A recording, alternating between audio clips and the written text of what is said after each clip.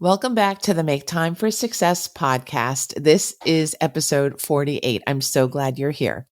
I have loved bringing guest experts onto the show because they show us how to be successful in all the different ways that life can bring to us and give to us. The area of focus for today's episode is how to navigate the role of new grandparent in a way that works for both the grandparent and the adult child who has recently become a parent themselves.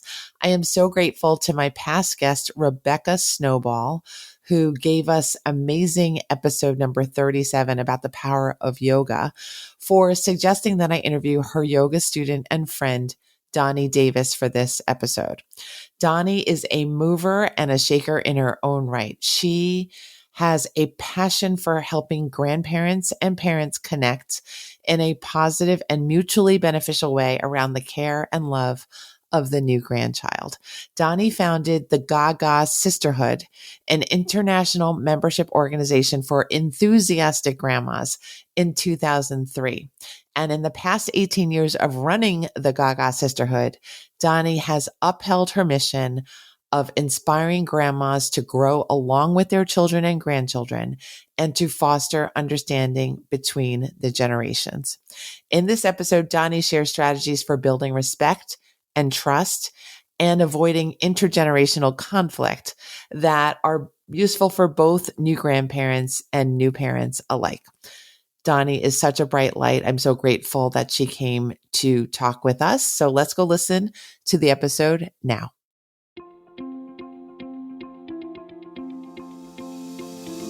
Hi, I'm Dr. Christine Lee, and I'm a psychologist and a procrastination coach. I've helped thousands of people move past procrastination and overwhelm so they could begin working to their potential.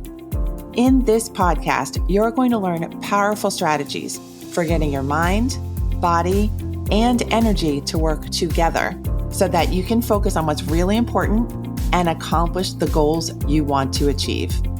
When you start living within your full power, you're going to see how being productive can be easy and how you can create success on demand. Welcome to the Make Time for Success podcast. Hi, everyone. Today I have the very lovely Donne Davis on with me on the show. Donne and I have just met a few minutes ago. We were sorting out some tech issues on the back end and just getting to know each other very briefly. Donne was introduced to me by the lovely Rebecca Snowball, who was a recent guest on the show. And I'm excited to get to know Donne and to have her describe her expertise and wisdom with you today. Welcome to the show, Donne. Thank you, Christine. It's so much fun to be here. I've been really excited. Ever since I heard you interview my yoga teacher, Rebecca Snowball, I said, oh, I want to be on that show too. So I am the founder of the Gaga Sisterhood. It's a membership organization that I founded in 2003 for passionate grandmas. And we've been meeting for 18 years. In addition, I have 3 granddaughters, 18, 14, and 7. I live in Silicon Valley. I've been doing yoga for 33 years, and I'm just enjoying life. Sounds fantastic. And I can't wait to hear what the Gaga Sisterhood has been like to run a group for that long. I don't think I've run anything half as long as that. And also, I'm just curious what you've learned along the way from being a grandparent, but also being the guide to several grandparents yourself. Yes. Well, I have met thousands of grandmas in the 18 years since I became one. And let me just start by saying how this all came about. My daughter invited me to the birth of my first grandchild.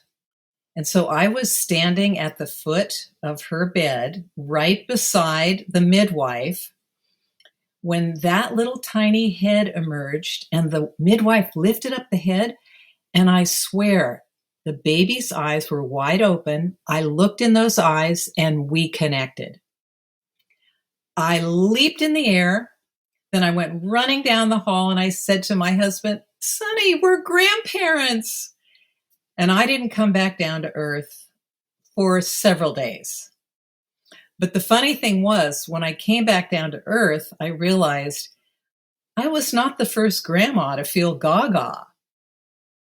Every grandma I talked to was just as passionate, wanted to show me just as many pictures, and just had that same kind of love and excitement and enthusiasm for the role. But then I started to get into my role and realized, wow, this is really different than kind of what I thought. I mean, I was fortunate. I had both my grandmas in my life until I was 40. And it just seemed really natural and comfortable. They were over at my house all the time. We all lived near each other. But when I watched my daughter, everything was so different from how I raised her. First of all, she was carrying Juliet around in this wrap all day long. And she was sleeping with Juliet. She was breastfeeding on demand. The baby never cried. And the only thing was that my daughter kept complaining how tired she was. Well, I kind of knew why, but I didn't want to say, well, it seems obvious to me. And so I thought, I've got to talk to some other grandmas. And that's when I got the idea of creating an organization for grandmas like myself who just love being grandmas, but we also need to learn from each other about how, if we make mistakes, what do we do? And all the things that entail a relationship with not only your grandchildren, but more importantly, your adult children. I love this. What do you think it is about you that situated you to be the person who would connect grandmas together? Well, I have a very persuasive personality, and I love connecting with people. Someone once said, "What's your hobby?" And I couldn't think of a hobby. And then I realized my hobby is collecting people. I love to meet new people. And when I'm passionate about something, combine passion, persuasion, and just wanting to meet new people. And I guess that's what it is. Okay, lovely. And what would you say have been the top lessons you've learned from this experience of knowing thousands of grandmas? I would say the top lesson that I've learned, and I tell grandmas this, you may go into this thinking this is all about you and your grandchild, but it's really all about you and your grandchild's parents. You need to create a really good bond with your adult children. Mutual respect, trust, and love. I made the mistake of rushing past my daughter when I would go visit to get to the baby. And she would say to me, "Mom, sometimes I think you just come to visit so you can see Juliet and not me." So I tell grandmas that. I also say that you really have to be empathic, and you have to consider yourself part of the team, but definitely not the team captain anymore. It is their job to raise the children. And I just feel so lucky and so blessed that I've been an integral part of my grandchildren's lives because I've tried to do this. I've been, I've been respectful.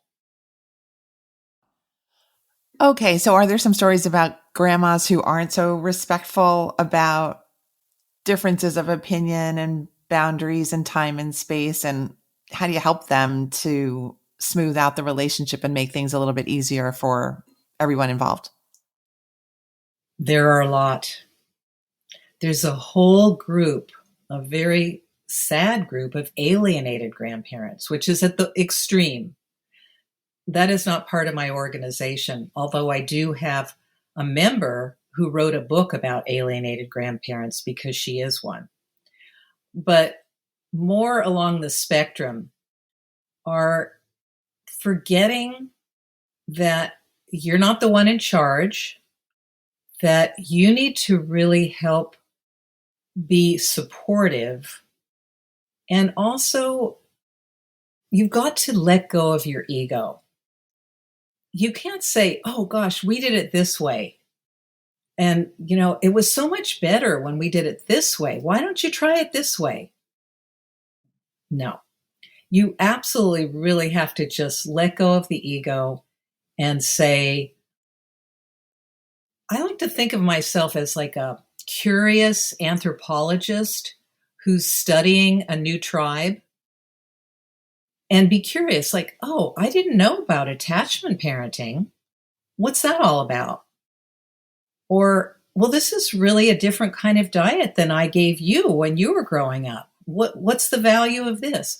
Be curious. Don't enforce what you think is the best thing.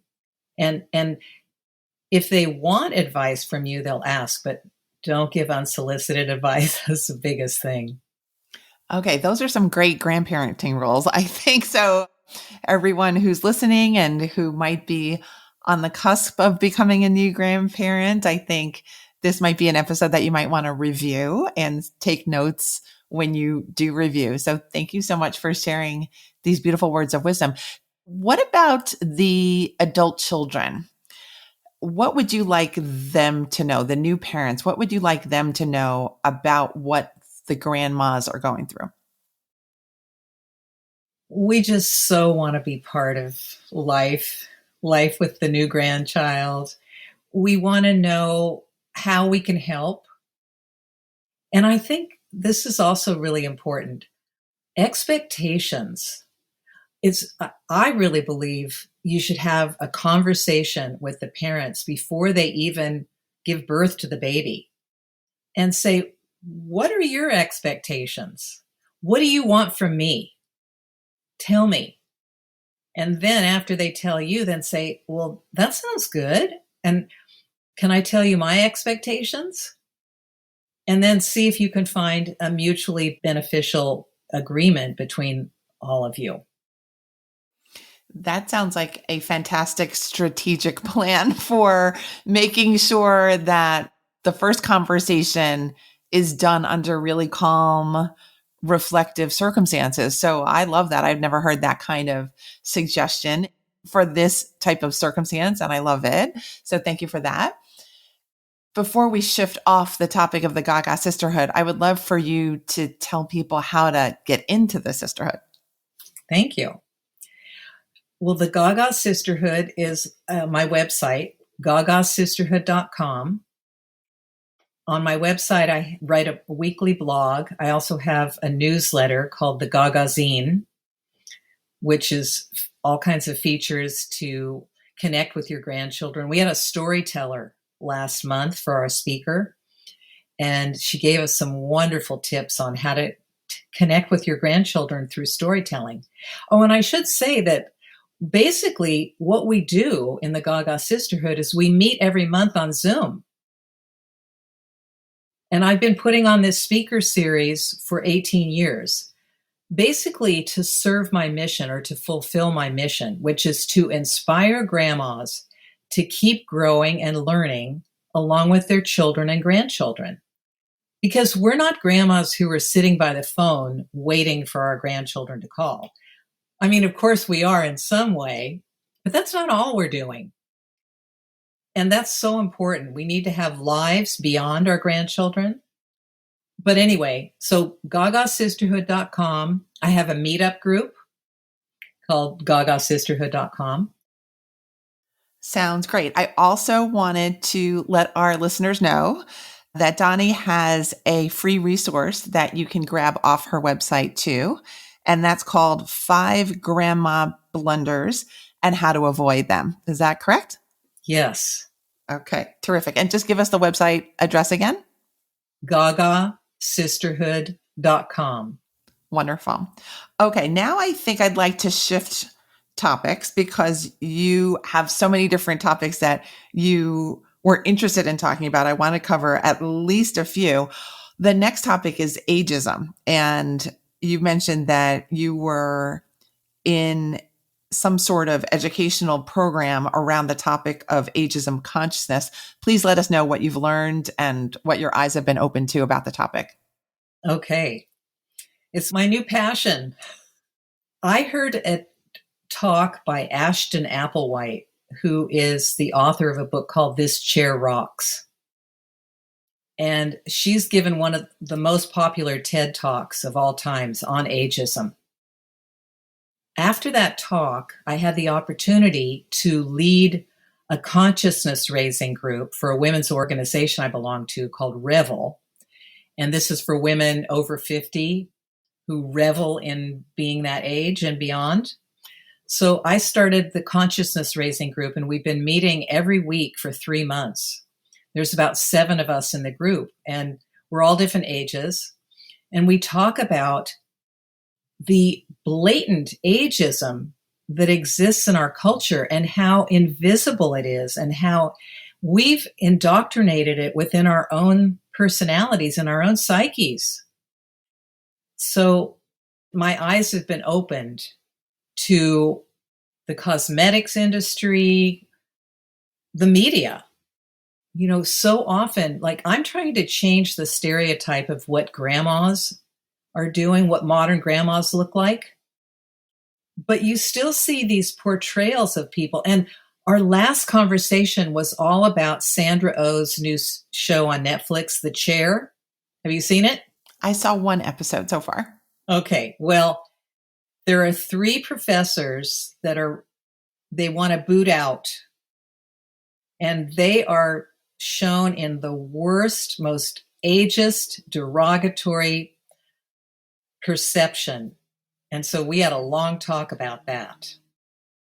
I would agree about the way they're depicted. It was pretty terrible. Yes. Yes, it's very unflattering, and it's not realistic. So I think we just need to be so conscious of, well, I had a conversation with my 14-year-old granddaughter, and she was saying, sometimes I feel like life is just a series of things you have to get through. You know, school, then you get a job, then you get married, then you have kids, and then you turn 50. And there was this long pause. And I said, Amelia, when I turned 50, my life changed for the better. I've been happier in this last third of my life, more creative, more excited about getting up in the morning and doing all kinds of new things, trying new things. So I said, there's life after 50, believe me. And people are afraid of it. I know a lot of young women say, I don't want to get old, but guess what? If you get old, you're lucky. Consider the alternative, my grandma used to say. Yes.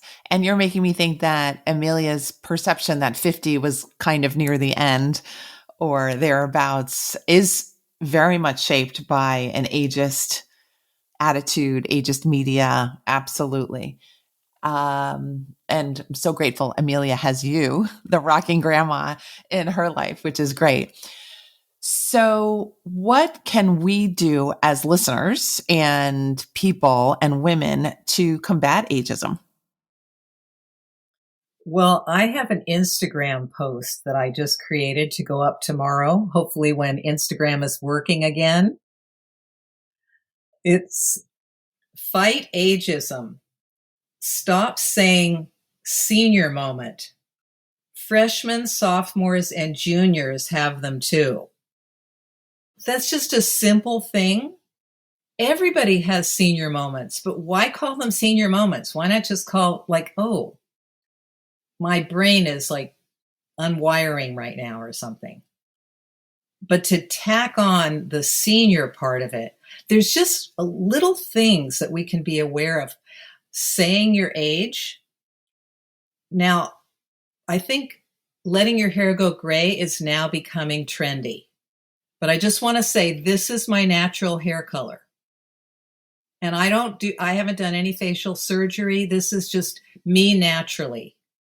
And I just believe if we don't fear getting old and we embrace the good times and realize some of the statistics, I heard that only 3% of the senior population are in nursing homes. Only 3%. But we have this image that when you get to this certain age, you're going to have to go into a nursing home. I mean, there are a lot of statistics. I would just say, go to the website, This Chair Rocks, and you'll learn a lot about ageism.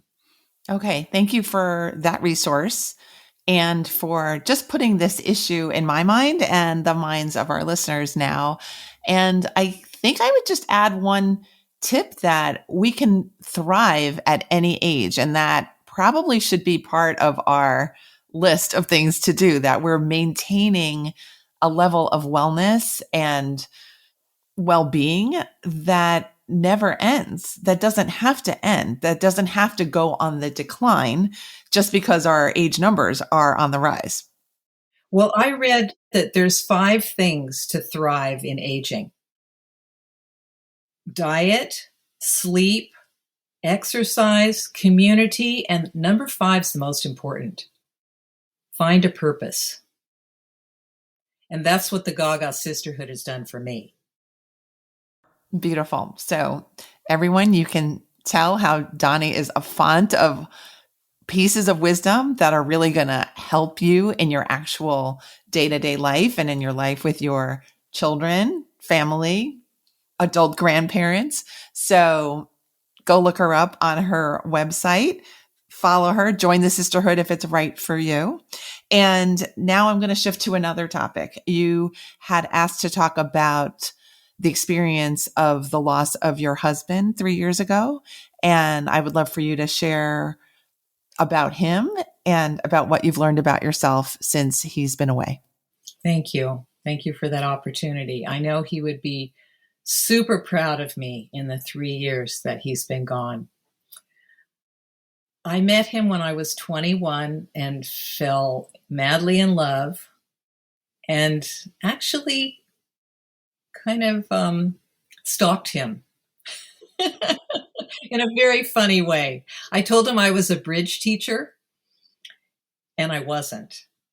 And then I went to his bridge lessons, and I stood in the doorway, and the teacher invited me to come into the class, and there was only one seat available, and it was across from him. So from that point on, we were in love, and we got married 6 months later, and we were together for 50 wonderful years. He was my cheerleader, my sounding board. He always was saying, "Come on, Donnie, you can do a little bit more. You can step out of that comfort zone." And he had a kidney transplant, and the side effects from the kidney transplant really weakened his immune system. So he had some poor health towards the end of his life. And so I knew he was dying. And one of our last conversations before he died, I started to cry. And I said, "I don't know how I'm going to live without you." I was so afraid of living alone because I'd never lived alone in my life. And he said, "Donnie, you love life too much. You're going to be fine." And after he died, I was with him when he took his last breath. I got a grief counselor, and we worked. I still meet with her. And she came to my house every Friday, and I just totally embraced my grief wholeheartedly. I went to grief support groups. I read books. I went to retreats. And I just immersed myself in my grief. And slowly but surely, I started to feel some joy again. I realized I kind of like living alone. I miss him terribly, and I miss just being able to talk about all the wonderful things that have happened. But I feel really proud of myself because I've become even more independent. We used to have a relationship that was independent, interdependent, and dependent. And the things that I depended on him were technology a lot. Like today when I couldn't get on the call because I didn't have Chrome. But yeah, so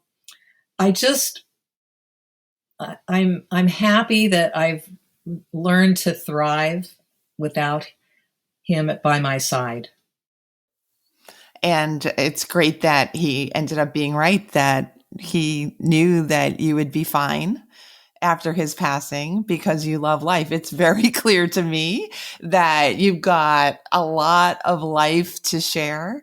And I think my experience of talking with you and getting to know you and being with you is that you're about bonds. You're about the bonds between people, which is, I don't know if there's anything more pro-life, pro-living than that.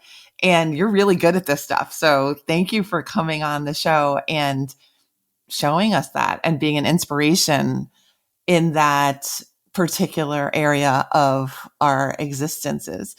So can you share with us some final words about your advice for making time for success, since that's the big theme of this show?